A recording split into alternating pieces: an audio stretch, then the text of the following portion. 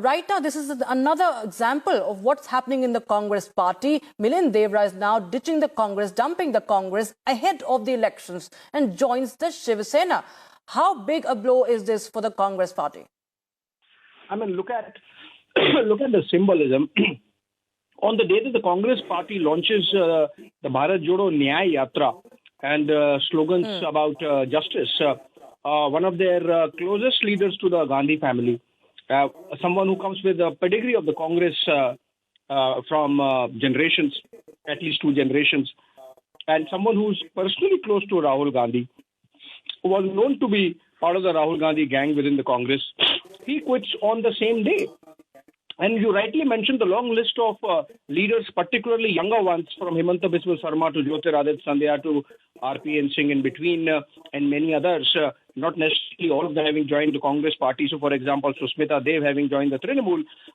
It is very symbolic of what's really happening, very representative of what's happening in the Congress party. The crisis the Congress party is facing, the crisis of leadership, the crisis of trust, the crisis of direction, the crisis of ambition, and that's getting reflected. So I think each one of these cases of these leaders might have specific instances and reasons. So, for example, in the case of Jyotiraditya Scindia, the manner in which he was being treated, even a denied to him from Madhya Pradesh, he was being asked to go to Chhattisgarh, and that was an insult for the scion of the Gwalior royal family. And the manner in which Sachin Pilot has been treated, maybe he tried but did not succeed, and subsequently it seems it became a fait accompli. But this is really a test case, a very representative scenario of what's really happening at a larger plane in Congress party at all levels. You know, Milind Deora'a might have left for his own ambition because his constituency, Mumbai South, which 2 elections on the trot he has lost in 2014 and 19 to the Modi wave, and the Shiv Sena won it, Arvind Sawant. And he has been out in the wilderness for a while.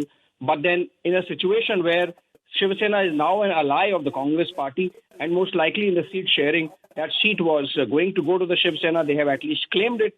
And so someone like a Milind Deora'a, who is still relatively young, still touching 50, and for him to look at a scenario where for 15, 20 years he's out of electoral politics because he can't claim his own constituency, I think was difficult to bear. Now, we don't know whether in the BJP, Shinde, Ajit Pawar grouping in Maharashtra, he would still be rehabilitated in Mumbai South.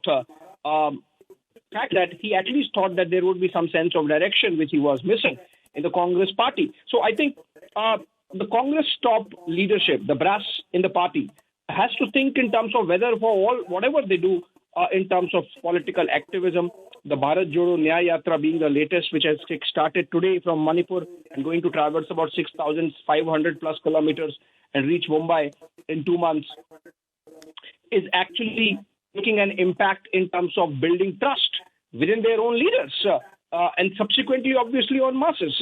Milind Deora'a might be dismissed as someone who left for his own ambition and that he was anyway becoming irrelevant for the party, was not very active in the party, did not really win the last 2 elections. But how do you justify Jyotiraditya Scindia, for example? How do you justify Himanta Biswa Sarma? How do you justify Susmita Dev? And then most of these leaders, generational leaders associated with the Congress party, and for them to be leaving really shows the kind of desperation that's been there building up in the second rung of leadership, Rakshita, and it does not good omen for the Congress party going into the general election cycle.